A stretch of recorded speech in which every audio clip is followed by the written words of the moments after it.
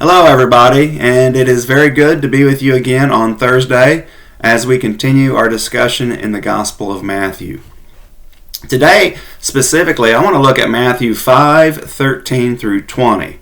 So I'd advise you right now just to go ahead and pause this video and read that portion of text. And then sometime, maybe later today or sometime through the week, just read the entirety of the Sermon on the Mount. I think you'll find it very interesting for sure. But right now I just want to talk about Matthew 5:13 through 20. So read that section of text and come back and we'll begin to discuss this. Now I am assuming that you have read that portion of text. So let me just begin by introducing some ideas before we get into it. One thing about the Sermon on the Mount is that it is filled with short and choppy instructions, especially in chapter 5. Chapter 6 somewhat, chapter 7 kind of gets away from it, but there's still a lot of these short, choppy guidelines presented. Also, the Sermon on the Mount has a rhetorical structure or a purpose. And what I mean by that is rhetoric, or the use of rhetoric, was a means to try to convince people towards your claim, your argumentative claim. So Jesus is using rhetoric, or Matthew is supplying this rhetoric one way or the other. There is rhetoric that's used here, and one of the good examples of it is in this section right here where there is exaggeration presented. Now we're going to have exaggeration presented again later when he talks about chopping off your hand and taking out your eye. So these are all exaggerations or hyperboles. But there's also hyperboles in the salt metaphor and in the light metaphor. And the way that he approaches some of these topics that he's going to talk about in this section of text we're going to be looking at. Now, this also has if it has rhetoric influences, then it has a Greek influence to it. But there are also Jewish influences to this text, which we should expect because Jesus is Jewish. So the Jewish culture is prevailing somewhat upon this teaching discourse. There is a lot of similarities between what is going on in the Sermon on the Mount and the way that the instruction is presented with wisdom type of sayings in the Old Testament. Short, choppy, advisory kind of comments. And it seems to be that way in the Sermon on the Mount. So, we have a product of the Jewish culture for sure, but this is a Jewish culture that's been heavily influenced by the Greek way of life, Greek thinking, but it's also being influenced by ancient Jewish thoughts and ancient Jewish literature. So this Sermon on the Mount is a product of the people at the time. They are being influenced by the Greek thought, and so it comes across in their language and the way that they interact with one another, the way they teach, the way they instruct, the way they try to convince others of their thoughts and ideas. But it also has a Jewish flavoring to it in that it's very, very similar to some of the proverbial type of writings. Okay, so let's get into this now. So let's look at, I just want to look at the first part, 13 through 16 real quick, about the salt metaphor and then the light. So let's deal with the salt first. So the salt is a metaphor. He's using it as a metaphor to talk about the disciples. He is talking to disciples here. I don't think there's anybody else there, but we don't know the exact number. In fact, at this time, Matthew is not even a part of this group. Chronologically, thinking how Matthew's laid out, he is not even a part of this group yet. So, there are disciples there. We just don't know which ones. We know Peter, Andrew, James, and John are there, and some others, I'm sure. Maybe there's more than that. Maybe there's a following. He's had a lot of people being attracted to him. So there could be a large number, but it's a crowd that's friendly to Jesus. Let's put it that way. Now, about the salt. There are various uses for salt. Obviously, it seasons your food. It's also a preservative for food. And it also can be used for cleansing, medicinal purposes. Like if you have a wound or something, salt will clean. It burns, but it will clean. And so there's much more to this than just the idea of it being used on food, except it seems to be that Jesus is really implying about its culinary uses here, which would be the seasoning and the preservative of food. But this area of Palestine, with its proximity to the Dead Sea, would have been known for the harvesting of salt or the mining of salt. So they had access to this. Now, one thing you got to realize about salt was that it was a an expensive commodity. It wasn't around everywhere like what we have today. We just kind of think of salt as, no big deal. It's always on the dinner table. It's in a shaker somewhere, or we can get access to it. But it wasn't like that in the ancient days. Not like that at all. So, in fact, sometimes Roman soldiers were paid with salt. That's where we get the saying, are you worth your salt? That idea, meaning like, are you worth your pay?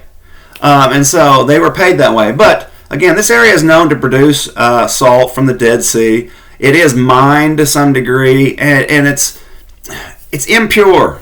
So it's not a pure salt. It's very impure, so it could lose some of its qualities of saltiness, I guess, to some degree. The word that's used there is not a word for like a lack of saltiness, though. It's a word that basically means to be devoid of something, empty. And so it's like this product has been emptied of its salt taste.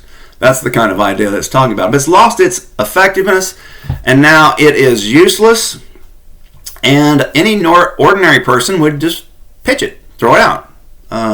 So again, this is hyperbole, because it doesn't necessarily correlate straight over into a Christian relationship with God. Another thing about this, we think about the Sermon on the Mount. I'm going to come back to this several times. We do want to project some kind of a Christian understanding or we want to get Christian ideals from it. Let's put it that way. However, we must remember that we are still under the Old Covenant at this point in the era of the New Covenant. And so we haven't got to the New Covenant yet. Jesus hasn't been able to fulfill what he needs to achieve in order to do that. So we're still living under the Old Covenant. But the hyperbole is this, the exaggeration. Jesus exaggerates to make a point.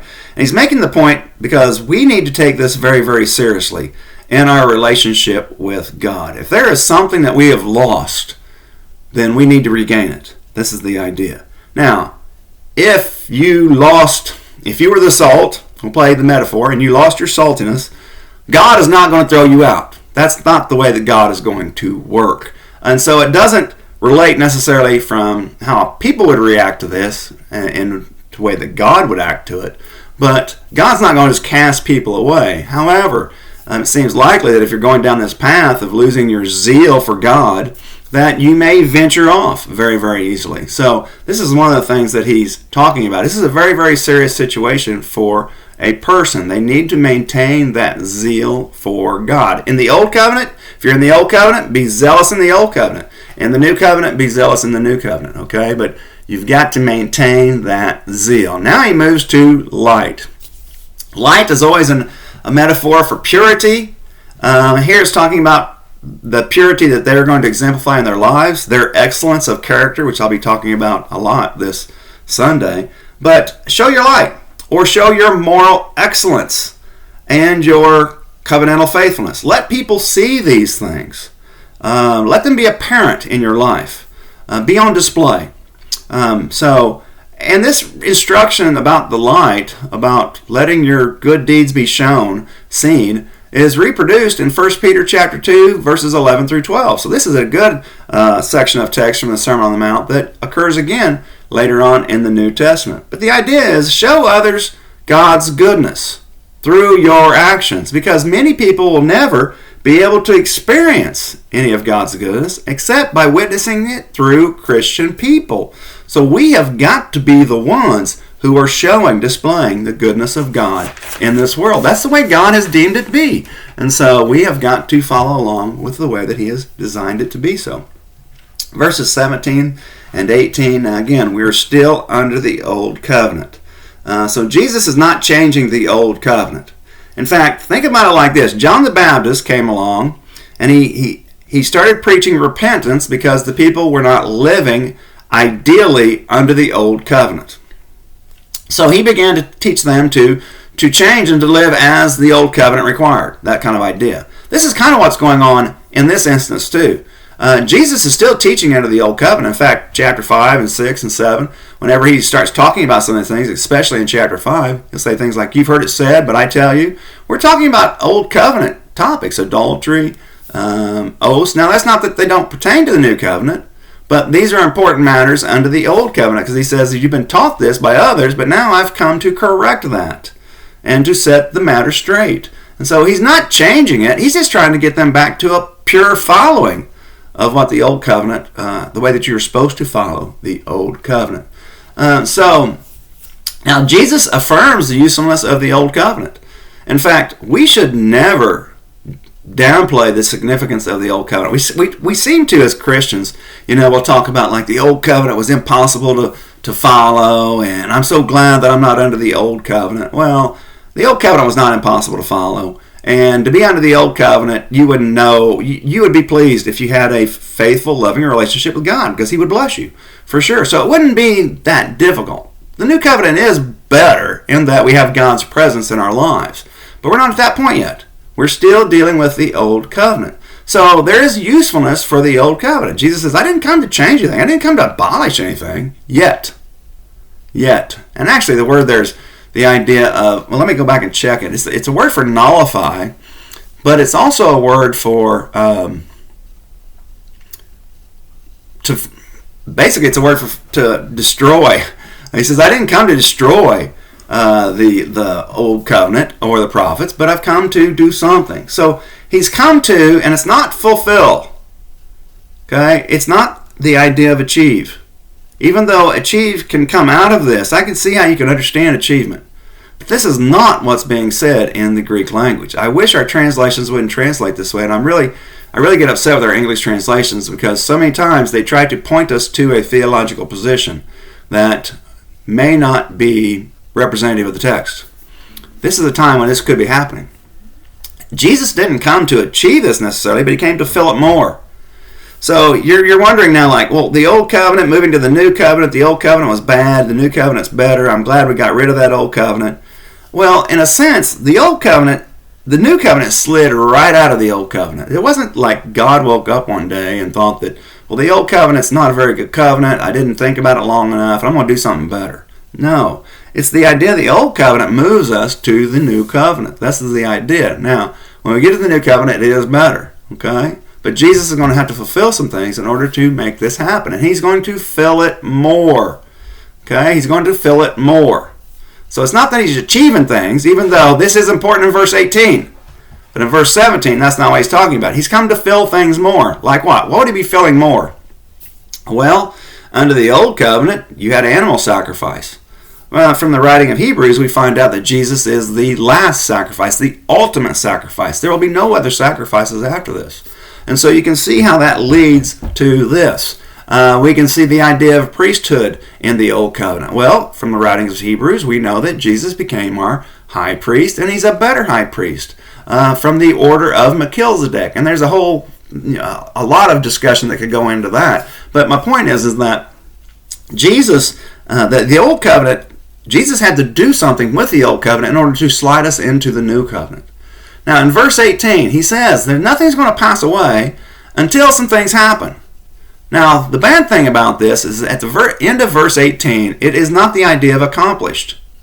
I'm looking at the ESV, and it says, For I truly say to you, until heaven and earth pass away, not an iota, not a dot will pass from the law until all is accomplished. Is accomplished is the part that I'm quibbling about here. This is not the idea of being accomplished. This is the idea of things to occur. And it's not even presenting us it's not indicating something to us. It's not indicating a factual occurrence. It's indicating a hypothetical situation. Now I bring that up because of this. This is a hypothetical situation that he's presenting. So he basically says, not a dot will pass from the law until all would occur. All things would occur. That's what he's saying. Or all things would happen. That's what he's saying here.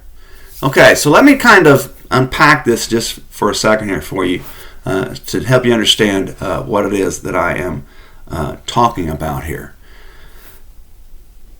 Whenever we look at the person of Jesus, we have to realize that there was a complete, full, 100% divine nature to the person. Jesus was fully God. But there was also a 100% full humanness to Jesus. Now, the irony of this is that non-Christians tend to downplay they dismiss the divinity of Jesus. And Christians, on the other hand, tend to neglect. I'm not saying they don't dismiss it. All Christians would affirm the humanity of Jesus, but they tend to neglect that part of it. And the reason why I bring that up is because verse 18 is not telling us that something is automatically going to happen. It's telling us that these things are going to progress and that there are some things that are going to have to occur in order for this final occurrence to be completed. That idea. Jesus is going to have to make choices. Remember, he had to embrace his full humanity. So what I'm suggesting to you is that even when Jesus came into this world, because he had free will to make decisions and he had to use it, there was a chance that he could have failed. That's why the temptations were there. They were real.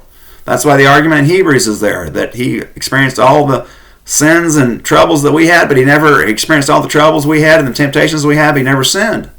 But there had to have been a chance here, and this is reflected in this verse, except our English translations kind of want to remove that because of some theological bias. I'm sure there's some people out there that thought, if they have a very reformed theology, is that when Jesus came, it was a done deal. This was going to transpire, and there was not going to be any hiccups in it. But that's just not the way it is. Jesus had to make the right choices all the way through. So he says, basically, as this old covenant is going to continue, until all the things that I need to do occur. And I must make the right choices for them to occur properly. So it's not set in stone. He's telling us that he's giving us the idea of possibility. Okay? Now, so there is a change that's coming. A change is coming. And Jesus is going to have to make all the right choices. And when he does, it's going to have a positive effect upon us. So when he makes all the right choices, we can slide from the old covenant to the new covenant. Why do I say that? And why can we move from the old covenant to the new covenant very easily? Well, in the old covenant, I'd urge you to read Deuteronomy. It's probably the best source in the Old Testament about the old covenant. But in Deuteronomy 27 and 28, specifically 28, there is a promise given that if a person will live by the old covenant, live up to its standards, there will be a blessing given to them from God. If they are disobedient and do not live according to the old covenant, then they will be cursed. Well, what we have going on in the ministry of Jesus is just that. He was able to fulfill the purpose of the old covenant, which was to produce a faithful covenant partner. That's what the purpose of the old covenant was, to produce a faithful covenant partner. Well, Israel never was able to achieve that. Israel failed. Jesus becomes the one that becomes a replacement. This is what's going on in the early parts of Matthew. He becomes the replacement of Israel, and he becomes the one who was the faithful covenant partner. Now he is setting in a position to be blessed by God. To be blessed by God. Yet Jesus, because he came for a salvation mission, he gives the blessing away. And he takes the curse of our sin problem, of our sin violations that we have, we've done. And so he takes all that punishment that we deserve, and we get his blessing. This is the substitution that happens at the cross. This is vital to Christianity. Christianity would not work without it.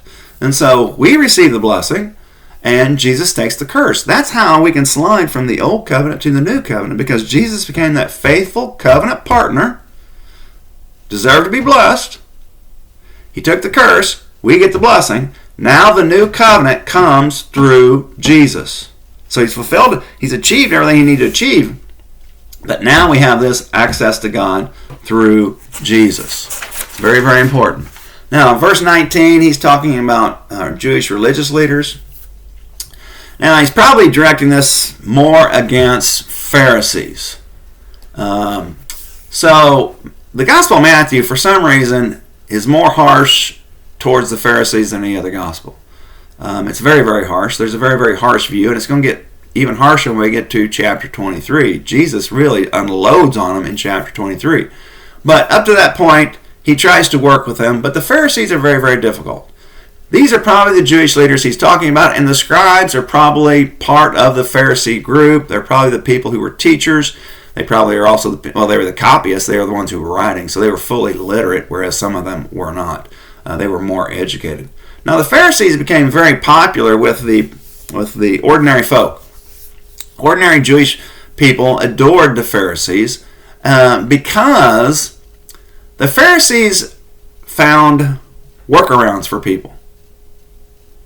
In fact, this comes up later. It comes up in chapter 23. He talks about how the Pharisees lessened things to make things easier for people and that they shouldn't have been doing those things.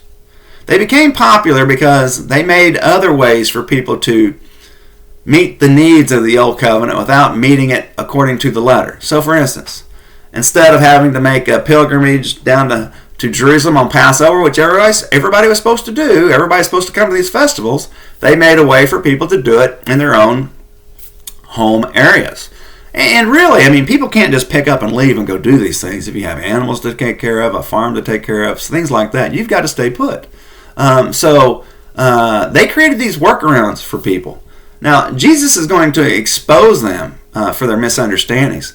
And another thing about this is that the Pharisees are not trying to, they're not doing anything nefarious. They're not doing anything intentionally to dismiss the Old Covenant. They're not doing anything in their minds as wrong. They think they're actually doing some good service for the people. And so their intentions are good. It's just that they're misinformed and they misinform other people. And Jesus has come to correct some of that stuff. So, under the Old Covenant, basically Jesus says is that you cannot get rid of these commandments and teach others to do so. They all hang together. You've got to live by all of them and not lessen any of them. And then in verse 20, again, the ordinary people viewed the Pharisees and the scribes as examples of faithfulness or pious living, piety. But Jesus is going to expose them. So to say your righteousness must exceed them, well, it will through Christ. Because righteousness is the idea of right standing with God. It is going to exceed them because when the new covenant comes, it's all going to be coming through Christ. So our right standing with God far exceeds anything you could achieve under the old covenant.